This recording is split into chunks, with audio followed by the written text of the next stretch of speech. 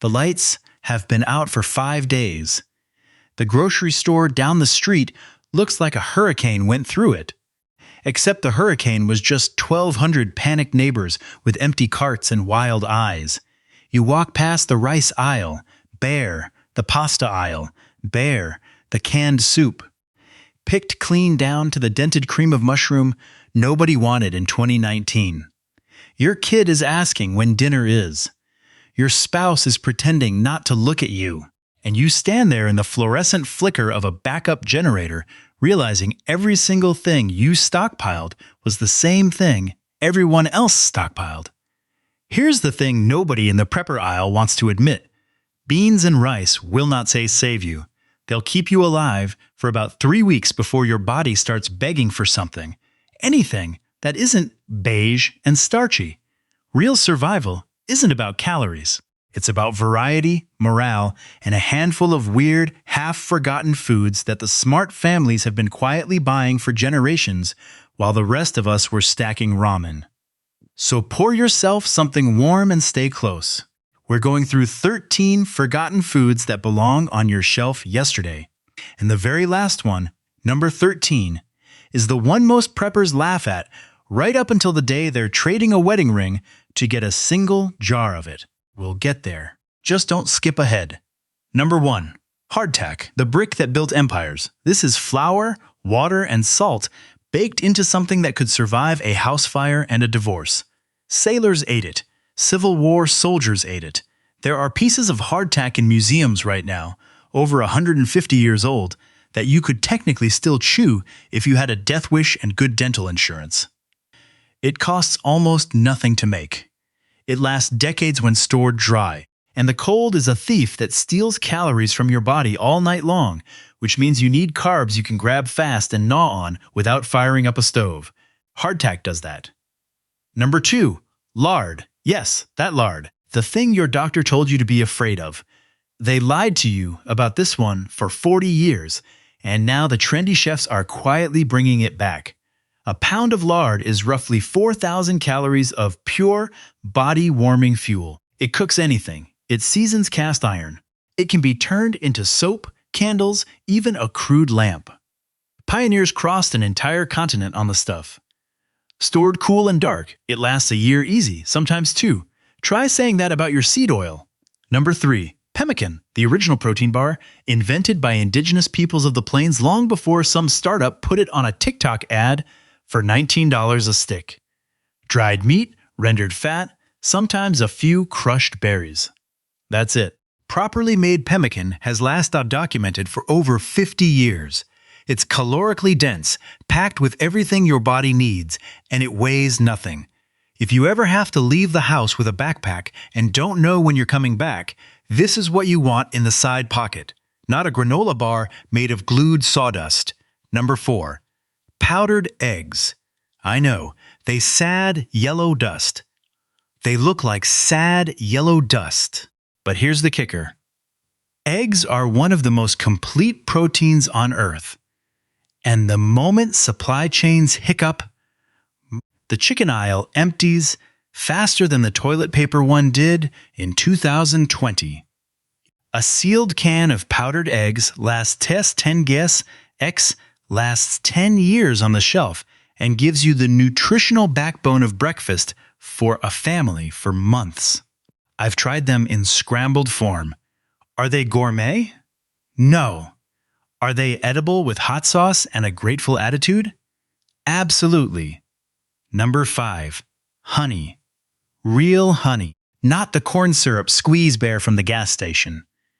Honey, nature's middle finger to decay. Archaeologists pulled 3,000-year-old honey out of an Egyptian tomb and it was still edible. 3,000 years.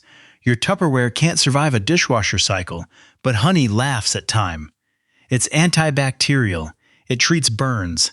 It treats wounds. It's a sugar source, a sweetener, a medicine, and a barter item rolled into one sticky golden jar. If you only buy 3 things on this list, this is one of them. Number 6. Bouillon cubes. Don't skip this. When the gas is out and you're drinking melted snow with the texture of regret, A single bouillon cube turns that water into something your body and your brain accept as food. It's morale in a wrapper. It's the difference between you choking down boiled lentils and you eating soup. Salt, fat, flavor, all shelf stable for years. Stockpile a few hundred. They take up zero space. Your future self will weep. Number 7. Vinegar. Not for drinking, for everything else.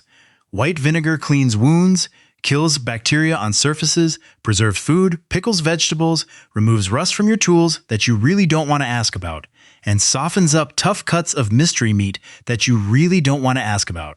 Bacteria are the real apocalypse bosses, and bacteria are the real against them, and vinegar is one of the cheapest weapons you have against them.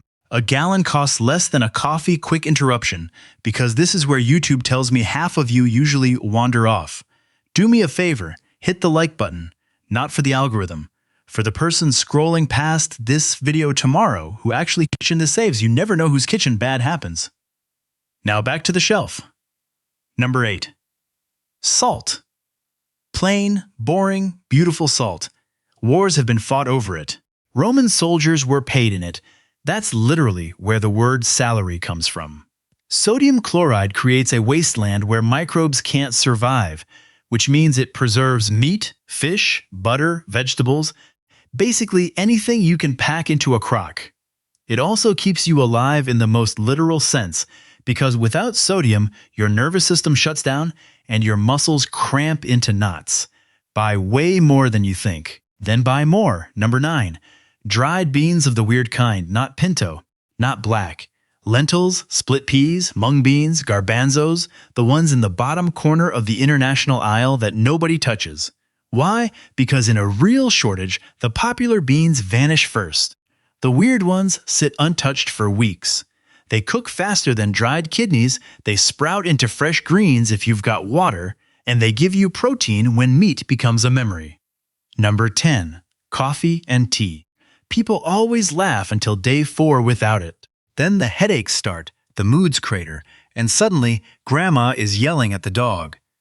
Caffeine is a routine, a comfort, a clock for your day when there's no clock anywhere else. Vacuum-sealed coffee lasts years. Loose-leaf tea lasts even longer. And in any barter economy that pops up after the music stops, a small bag of real coffee will buy you things money used to. Number 11. Hard cheese sealed in wax. Parmesan, aged cheddar, Gouda, the kind they sold to ships heading across oceans, because it didn't need refrigeration, and it didn't quit. Wrapped in cheesecloth, dipped in wax, kept somewhere cool, this stuff lasts a year, sometimes longer. It's fat, protein, salt, and joy.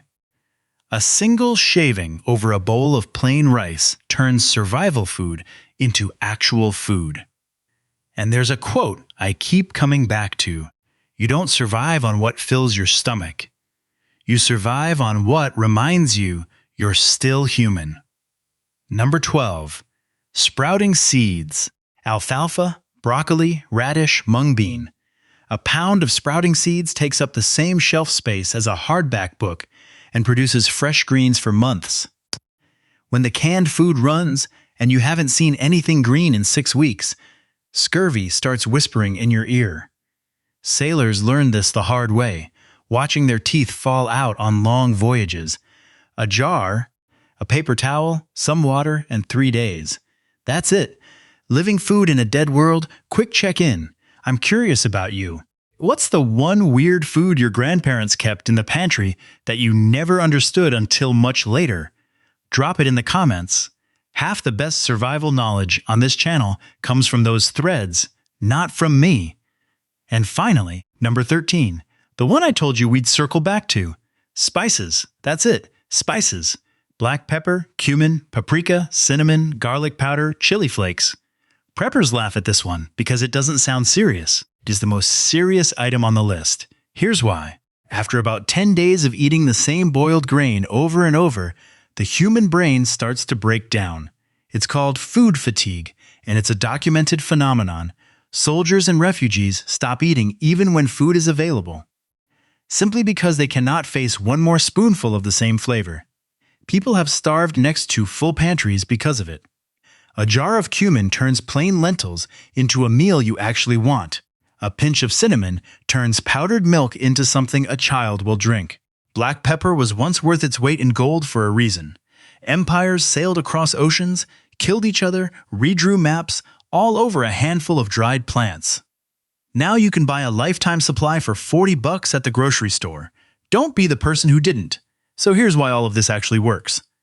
Survival isn't a math problem of calories in versus calories out.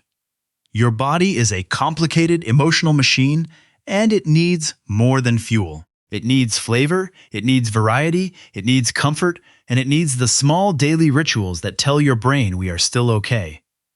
Hardtack and pemmican keep you alive. Honey and spices keep you human. Salt and vinegar protect you from the invisible armies. And every single one of these foods has fed entire civilizations through war, famine, plague, and winter. They were forgotten because the supermarket made us lazy. They are coming back because the supermarket isn't always going to be there. Now picture that grocery store again. Empty aisles, flickering lights, a stranger pushing past you with a desperate look. Only this time you nod, you turn around, and you walk home. Because in your basement, on a shelf you built last spring, there's hardtack in a tin, lard in a crock, honey in a jar, sprouting seeds in a glass, and a small wooden box of spices that smells like every kitchen your grandmother ever stood in. You're tired, you're worried, but you're not afraid. And dinner tonight is going to taste like something. If this gave you even one item to add to the shelf, hit subscribe before you forget. The next video covers the 3 pantry mistakes that ruin a year of stockpiling in a single afternoon, and trust me, you don't want to learn that one the hard way.